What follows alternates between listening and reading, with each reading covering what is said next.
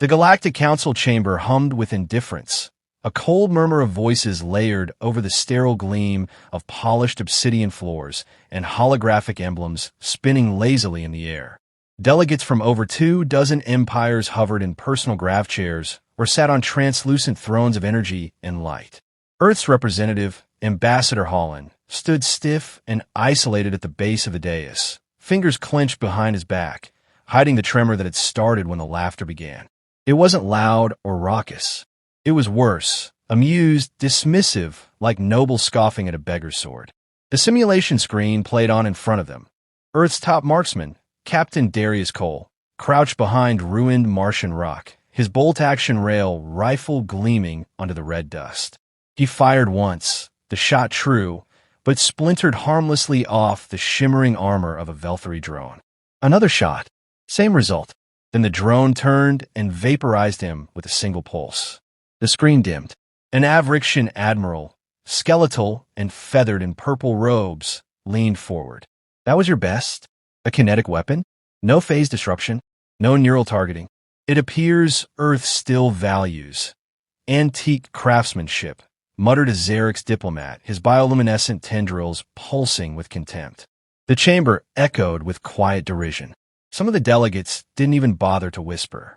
Ambassador Holland kept his expression neutral. He bowed slightly. That was merely an exercise.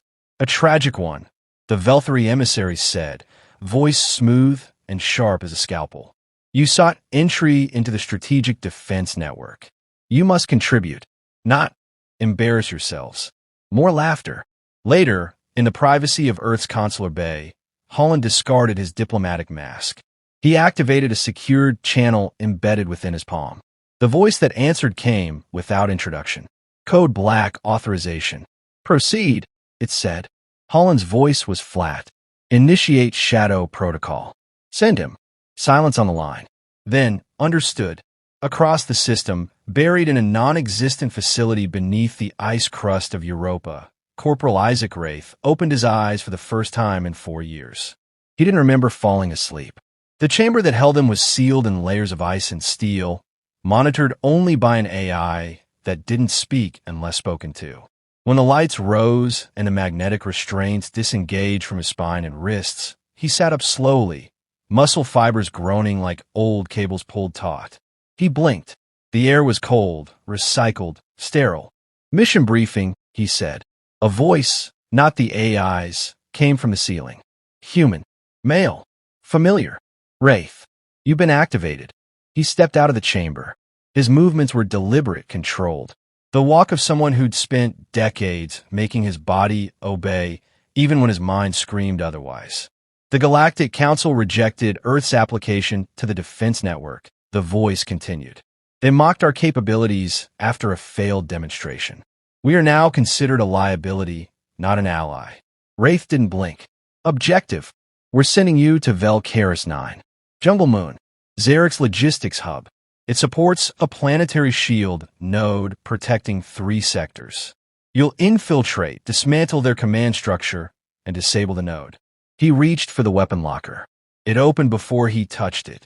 Inside lay a rifle the length of his arm, jet black, its surface textured like obsidian, but warm to the touch. The name etched into its side read, Ruin. Extraction. None. He nodded once. Authorization level. Lethal. Raith turned, fully suited now in the beginnings of his gear.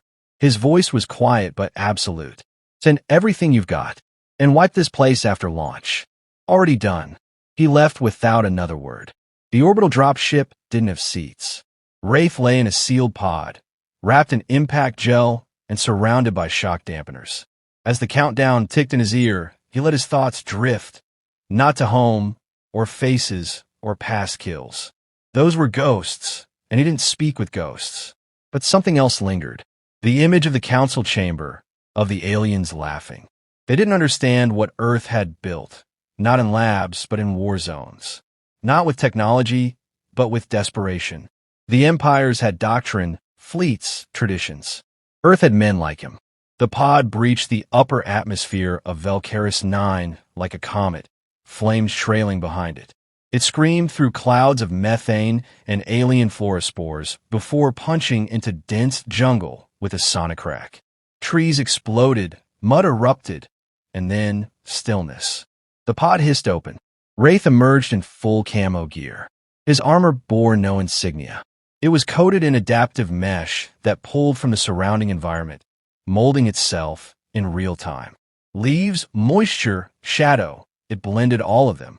His helmet filtered toxins and provided a HUD that fed him atmospheric data, biosigns, and distant thermal blooms. No movement within 50 meters. But there would be soon. He moved like vapor, low to the ground, through muck and roots and vines as thick as tree trunks. Every step was placed, weighted, calculated. Raith wasn't fast. He was inevitable. Hours passed before contact. A 3-alien patrol. Xerix soldiers in exoshells, scanning the undergrowth with arc pulse rifles. He waited until the second one turned. The rifle whispered once. The round took the creature just below the ridge of its skull. No explosion. No splatter. The body collapsed silently into the moss. Second shot, center mass of the leader. High enough to miss the armor plate, low enough to sever the spinal cord. The third turned just in time to die confused. Raith dragged the bodies into the underbrush and activated a signal jammer. Their patrol beacon, now, looped a standard all clear. He checked the terrain. 2 kilometers to the logistics hub. 6 to the shield generator core. Movement was picking up. Heat signatures, patrols, drones. They would know something was wrong soon. But not what. That was his advantage. By nightfall, he'd relocated to an overwatch position atop a rock face blanketed with creeper vines. From here, he could see a portion of the Xerix base, landing pads, supply containers, 2 lightly armored turrets. Not a fortress. A station meant to operate in peace, not repel ghosts. Through his scope, he marked a Velthari officer, tall, insectoid, with transparent armor revealing the glowing organs beneath. A high-value target. He took a breath. Not deep, just enough. The rifle hummed with kinetic charge. He exhaled and fired. 3 seconds later, the base lit up in chaos. Alarms blared. Lights scattered across the jungle. Drones scrambled into the sky. But by the time they converged on the cliffs, Raith was gone, rifle cold, footprints erased by automated brush sweepers. In the chaos, a small encrypted packet pinged the Earth Embassy. It contained only coordinates, a single word, and no signature. Message received. Ambassador Holland stood at his viewport on the orbiting consulate, eyes fixed on the distant curve of Valkyris 9, now trembling with scattered explosions. He smiled faintly, just for a moment. They laughed at Earth's shooter. Now they would learn to fear Earth's sniper. Mud swallowed Raith's boots to the ankles with every step, thick and sucking like the jungle itself wanted to drag him under. The canopy above let through slivers of pale green light that dappled the terrain in shifting patterns. Thick vines twisted around trees the width of fusion reactors, and the air was heavy with moisture, spores, and the low pulse of something alive and watching. Valkyris 9 wasn't just hostile. It was sentient in its silence. He moved slowly, one calculated shift at a time. Rifle slung diagonally across his back, camo adapting to mimic the slick foliage. His helmet filtered out the toxic spores and hissed softly every few minutes to dehumidify the inner seal. The base of his spine itched where the neural interface pulsed with low-level feedback. Minor, constant corrections fed to his limbs, muscles, and balance. The gear was top tier, but Raith didn't rely on tech. He trusted silence. Stillness. Shadow. Up ahead, the undergrowth dipped into a shallow ravine where the enemy had built a mobile relay station, short range, armored lightly, guarded by a 4-man team. It wasn't part of his primary objective, but it pulsed out signals strong enough to scan troop movements and shortwave comms. He knelt on a ridge and studied them through the scope. One of the soldiers paced, his massive form armored in obsidian plates etched with glowing veins of violet. Xerix design, bulky but functional. The others lounged in a makeshift shelter, weapons at hand, but eyes dull from routine. They weren't expecting resistance, let alone death from a forest they believed tame. He marked their heart lines, counted steps between them, noted their fields of fire. He checked the wind, light and southward. Then he adjusted the rifle's compensator, setting for micro-trajectory curvature caused by the magnetic fields native to the moon. One breath in. Exhale. Fire. The pacing soldier dropped without a sound, the round entering beneath the helmet's lip and severing his spine. The others didn't even look up for 2 seconds. Raith was already moving, rifle slung again, repositioning laterally through the brush. A second shot rang out. One soldier collapsed trying to radio. A third was running when he died, body cartwheeling into the relay post. The last one stood frozen for a heartbeat too long. Raith stepped from the cover of a tree, drew his suppressed sidearm, and fired a single round. The soldier collapsed backward with a dull grunt. He moved quickly now, disabling the relay's core with a short EMP burst. The signal stuttered and died. More importantly, it triggered the enemy's response protocols. They'd come looking. Raith left no trace. No shell casings, no footprints, no energy residue. To the Xerics, it would look like the jungle had swallowed their men whole. He continued toward the objective. The shield generator was housed beneath a large logistics compound 5 kilometers east, buried under layers of reinforced jungle and wetland. Recon had shown troop movements, drone flights, energy readings, enough to confirm high-value assets. Taking it out would cripple a third of the Xerics' defense grid. But he wasn't going to storm it. Raith wasn't a hammer. He was a scalpel. Night fell hard and fast.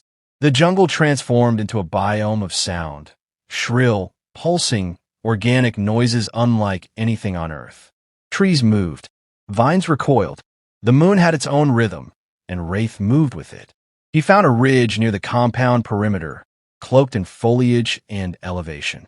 The enemy base glowed with alien tech, smooth, curved architecture, pulsing with steady light, and patrolled by bipeds whose eyes glimmered like molten glass. Drones hovered in search grids, emitting a low-frequency hum that he avoided by timing his movements between rotations. He spent hours observing. Inside the central structure, he saw them. Command officers, engineers, support staff, non-combatants by alien standards. Vulnerable. He could end them all in a minute. But his goal wasn't chaos. It was disruption. Every empire relied on systems. Power, protocol, command flow. If you snapped a link in the right place, everything stalled. He sighted the power conduit leading into the shield matrix, buried beneath a vent stack and protected by 2 guards.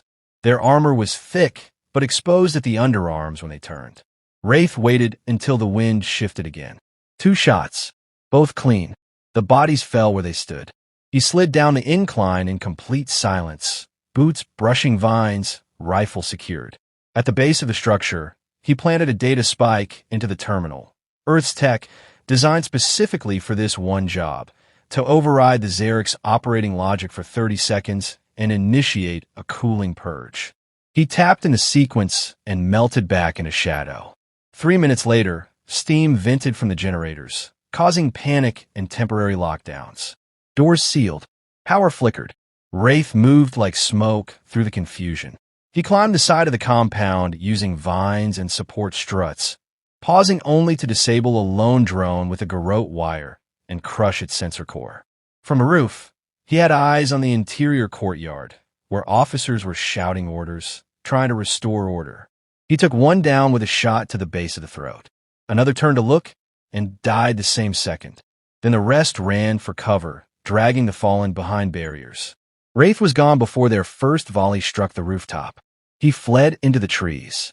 By the time the enemy began their countersweep, he was over a kilometer away, submerged chest-deep in a swamp with nothing but his eyes above water and rifle on his back.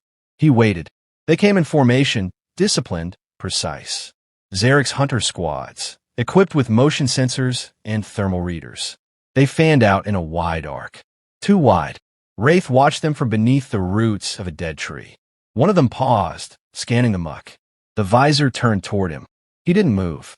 A mosquito-like creature landed on the soldier's shoulder. The visor turned away. They passed. He surfaced hours later when their signals finally faded from his HUD. The moon was half-lit now. Stars blinked through the canopy. He lay back in the mud and let the heat leave his body, letting his internal systems regulate slowly. No sudden changes. No risk of detection. He'd lived more hours like this than in beds. He allowed a memory to come, not of battle, but of silence. A child's laugh once. A field. Then the flash of artillery. He opened his eyes. The jungle was quiet now, reset. His breath fogged inside the helmet. He stood. The data spike had worked. The generator would remain vulnerable for the next 48 hours. Earth had its window, but Raith knew it wouldn't be enough. The empires would counter. They would adapt. They always did, unless he made them fear. He needed something bigger, bolder. He turned his gaze north, toward the final ridge, an old signal relay that hadn't been touched in decades. Buried, forgotten, but still capable of broadcasting. If he reached it, he could send a message. Not just Earth, to the entire Galactic Council. Let them know what was coming. He checked his rounds. 37 left. It will be enough. The wind shifted just enough to carry the scent of plasma burns and scorched foliage. Raith crouched low on a branch, half covered in leaves, observing the Xerix compound through the narrow slit of his visor. The last 48 hours had stretched the garrison to the breaking point. First the loss of their relay, then the compound blackout, followed by surgical assassinations of 3 command officers. The jungle wasn't quiet anymore. It buzzed with fear. Raith could see it in their posture. Soldiers no longer walked confidently through the base. Their movements were tighter, quicker, eyes flicking constantly. Search patterns were disjointed. Perimeter drones flew closer together, overlapping coverage zones, betraying a change in doctrine. Defense had turned to desperation. The effect wasn't just tactical, it was psychological. Fear fractured unity, and Raith knew how to make fear permanent. He exhaled slowly and adjusted his grip on Ruin, his rifle balanced on a branch beside him. The weapon was damp with jungle moisture, but maintained calibration perfectly. Ahead, a Xerix lieutenant barked orders at a patrol squad, unaware that his voice echoed through the canopy with crisp clarity. Raith watched the alien turn toward the shield tower, gestures sharp and erratic. He made note of the lieutenant's face, not for the kill list, for the message. A high-value target needed to vanish in a way that left no pattern, no closure. He marked his range. Wind, minimal. Interference, none. Firing solution, 97.3% confidence. He fired. The round hit just below the alien's jaw, splintering upward through the cranium with no exit wound. Death was instantaneous, silent, and clean. The body collapsed into a kneel, still upright for a beat too long before falling over. The soldiers around him panicked. No one knew where the shot had come from. Some fired randomly into the trees. Others dove for cover. Raith was already gone, ghosting through the canopy to a secondary overwatch point 300 meters east. He moved with methodical precision, each limb obeying long-trained rhythms. He didn't rush. Patience, not speed, won wars. Hours later, a Xerix distress signal pinged across local comms. Reinforcements had been requested from orbit, but the message stuttered. Raith had anticipated this and buried an interference device beneath the comms uplink the day before. Enough to delay them. Enough to deepen the isolation. That night, Raith listened to their fear. He eavesdropped on scrambled transmissions, garbled by desperation. Unknown hostile. Anti-energy weapon. Request immediate response. Unidentified life form. Cannot confirm species. He smiled faintly. They no longer thought he was human. That was good. Let them imagine worse. At dawn, he entered the ruins. The structure had once been a long-range planetary relay, decommissioned decades ago when the Xerix centralized their communications through orbital satellites. Now it stood like a skeleton in the jungle, twisted metal, collapsed towers, and moss-covered control nodes. But the core was still intact. Raith entered through a gap in the west wall, scanning for heat and motion. Nothing. Dust and old circuits. The place had been forgotten by everyone, except him. He moved to the control console, brushing aside a tangle of vines. His suit interfaced with the ancient system, a process that took minutes. Earth's tech had prepared for this. Backdoors, scramblers, converters. It didn't need to dominate alien tech, just speak long enough to send a pulse. A message, not in words, in precision. He uploaded 3 files. Each one was a recording from his scope. 3 confirmed kills, each with biometric overlays, coordinates, timestamps. Each kill had been clean, swift, unavoidable. Then a 4th file. A name, a target, undesignated. Whoever watched would know. It was a warning. Transmission pinged across secured diplomatic channels. The encryption key was buried in the Council's own archives. No one outside of the Galactic government could read it. And yet, Raith had sent it from the field, alone, behind enemy lines. A message not just of capability, of certainty. He left before the system began its automatic shutdown. By midday, the jungle echoed with movement. The Xerix had deployed a war hunter. Raith saw it from a kilometer away. A towering figure of composite armor and engineered flesh, stalking through the marsh like a predator above the food chain. Its visor glowed amber, scanning in all spectrums. Each footfall left a chemical signature meant to disrupt camouflage. Its rifle was half as long as Raith's body. It wasn't there to patrol. It was there to kill him. He watched it from high in a tree, motionless as bark. His HUD marked the war hunter's movements and predictive paths. It was methodical, controlled, not like the panicked soldiers before. This one had experience. And if the stories were true, a kill count in the thousands. Raith didn't fear it, but he respected it. He retreated carefully. He could not afford a direct engagement. Not yet. The war hunter's tech was superior in close quarters. Raith needed distance, surprise, control. He let it. For the next 6 hours, he manipulated terrain, activated old traps, rerouted predator lures to force the war hunter's path.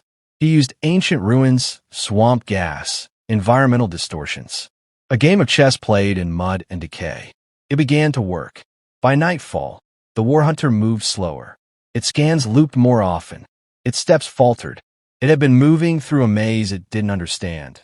And in that gap of understanding, Raith saw the flaw. It wasn't perfect. Nothing was. He found a ridge near a waterfall, one of the few elevated positions with stable footing. He waited there, rifle set, scope adjusted. The war hunter approached, scanning, pacing, aware of the danger, but unable to pinpoint it. Raith's breath slowed. Wind calm, shot aligned, but he didn't fire. He let the war hunter pass, cataloging every detail. Armor seams, gait pattern, sensor ports. He needed more. One shot wouldn't be enough to kill it. He needed 3, or 1, placed perfectly. He spent the next hours building the shot. Using trajectory overlays and the war hunter's predictable arc, he identified a moment, less than 1 second, where the armor's helmet shifted to adjust atmospheric intake. A micro-movement that revealed an inch of vulnerability. That was the window. He set the rifle. Waited. The jungle slept around him. Even the insects fell silent. Then the war hunter came again. It stopped, turned its head. Its visor locked on something. Raith didn't know what. But he knew the time had come. He fired. The round punched through the gap at the base of the helmet. The war hunter staggered. Not dead, but wounded. A crack formed down the side of its visor. Fluid leaked from the breach. It fired blindly, scattering energy into the treetops, burning branches and vaporizing leaves. Raith had already moved, ghosting into the undergrowth. The war hunter bellowed, a sound that shook the water around them. Now it would hunt him personally, and Raith would let it, because now it was angry, and anger meant mistakes. He retreated into the thickest part of the jungle, where sensors faltered and instinct ruled, where shadow was a weapon. Tomorrow, the war hunter would come, and Raith would be ready. Rain fell in fine sheets, slicking the jungle in a skin of silver and steam. Trees swayed gently under the weight of water, their twisted branches creaking above the thrum of distant generators. Raith lay prone beneath a curtain of vines, eyes fixed through the scope of his rifle, heartbeat slow, breath measured. The war hunter had entered the kill zone. Its armored form moved deliberately, cautious now, its steps less mechanical and more instinctual. The damage to its helmet hadn't impaired its senses, but had changed its rhythm. It paused more often, scanned more thoroughly, lingered longer in its decision-making. It had begun to learn, adapt. But so had Raith. For hours, he had watched it circle the ruins, drawing it deeper into the overgrowth where sensor interference thickened and clear lines of sight became scarce. The kill zone was a narrow corridor between two collapsed support pylons, flanked by jagged rock and low shrubs that concealed pressure charges he had rigged the night before. They wouldn't kill the war hunter, but they'd force movement, and movement created opportunities. Through the scope, Raith watched its breathing, shallow, controlled. Its visor still glowed amber, cracked but active. A small strip of flesh around the left shoulder joint had been exposed where his last round had grazed armor plating. That too was a target, but not the one he needed. He waited. The war hunter paused near the second pylon, scanning the tree-line. It hesitated, then moved forward. Raith triggered the first charge. The explosion was sharp, brief, more flash than force. The war hunter flinched left, exactly as calculated. The second charge followed instantly, blasting mud and metal shards into its path. It staggered, just enough to drop a knee for balance. Raith fired. The round struck the exposed shoulder, fracturing bone and snapping synthetic muscle fibers. The war hunter roared a guttural, almost human sound, then spun and fired wildly into the ridge above. Energy bolts sizzled against stone. Vines ignited. Branches split apart and tumbled, burning. But Raith was already moving, silent in the chaos. He dropped low, rolling down a slope, camo mesh shifting to match the charred terrain. The war hunter's sensors swept past him without recognition. It was bleeding now, thick, green ichor seeping from the shoulder wound. Its movement slowed again, each step deliberate, pained. It knew. This wasn't just a sniper anymore. This was an execution. Raith relocated to a secondary perch, 30 meters to the east, beneath the remains of an old sensor dish. From here, he had a clean angle on the war hunter's back, but the shot wouldn't be lethal. It would waste ammunition he couldn't spare. He steadied his breath. The war hunter began scanning again, voice modulator crackling. Identify yourself. Show yourself. Speak. Raith said nothing. The war hunter paused, then slowly turned its head. I know you're not machine, it continued. You kill with choice. Still silence. Raith watched the shift in stance, the way the creature lowered its rifle slightly. Not out of confidence, but fatigue. Beneath the armor, it was weakening, but it was also thinking. Not just hunting, but understanding. He needed off balance. He moved again, deliberately making noise this time. Just a crunch, a snap of bark beneath his boot. The war hunter turned instantly, firing into the foliage. Raith circled wide, reached the southern edge of the kill zone, and climbed a steep incline overlooking the generator complex. The shield core stood below, humming with power, massive and glowing with interlinked conduits. Pulses of blue-white energy arced along its surface, protected by an array of sentry towers and patrol drones. But they weren't watching him. They were focused on the war hunter. The confrontation had drawn every sensor signature in a 5-kilometer radius. Raith had used the distraction well. Now came the final stage. He placed the charges. There were 6 shaped thermite bombs tuned to overload the core's cooling systems. Once detonated, they would create a feedback cascade through the internal matrix, frying the central node and collapsing the energy lattice. The shield would fall, and Earth's fleet, waiting in low orbit, would have its opening. He set the timer. 5 minutes. The war hunter appeared again, below the ridge, weapon lowered, head tilted, as if sensing something beyond the noise. Raith descended slowly. No camouflage now.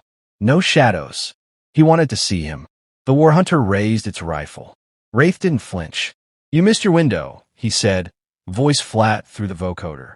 The war hunter's grip tightened. You're alone. I'm enough. You think this wins your war? No. This just starts it. The war hunter stepped forward. Then finish it. Raith dove left as the plasma bolt scorched the air beside him.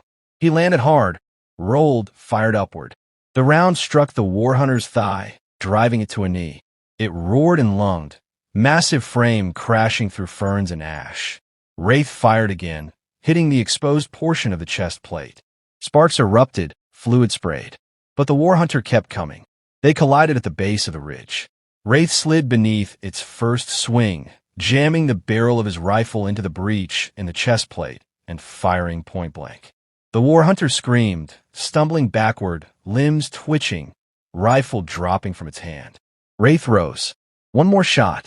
He aimed directly at the cracked visor. The war hunter looked up. "You are human," it whispered. Raith pulled the trigger. The visor shattered, the head snapped back, and the body collapsed in the mud with a hiss of steam. He stood over it for a moment, breathing heavily, then turned and ran. The charges detonated in sequence as he cleared the blast radius. Light erupted behind him, a column of searing white surging into the sky as the generator core ruptured. Energy lanced upward, then snapped inward, imploding with a thunderclap that shook the jungle to its roots. The shield above shimmered, fractured, then fell apart like glass, disintegrating into the upper atmosphere. Raith didn't watch it fall. He moved into the trees, tracking back toward the ruins. He had one more task. At the old relay station, power still hummed faintly in backup cells. Just enough. He accessed the transmission panel, tapped in a short code. No message, no voice, just coordinates, kill markers, target IDs, confirmed impacts, a demonstration. The data pulsed out, bouncing from satellite to council node, buried in diplomatic logs. A final fragment followed it, encrypted, undeniable, authenticated by the systems of Valkyris 9 itself. One line of text. Galactic Empires laughed at Earth's shooter. So Earth sent its deadliest sniper. He doesn't miss. Raith leaned back against the crumbling wall, helmet off, rain soaking into his hair. His hands trembled slightly, exhaustion, not fear. He had completed the mission, but he knew this wasn't the end. The message would reach the council. They would convene. There would be retaliation, but not before hesitation, not before fear. He closed his eyes and let the rain wash over him. Somewhere above, Earth's fleet would see the shield drop and move in. Raith wouldn't be there for the follow-through. He was done. He faded back into the jungle without sound, the leaves closing behind him like a curtain. The ghost returned to the shadows.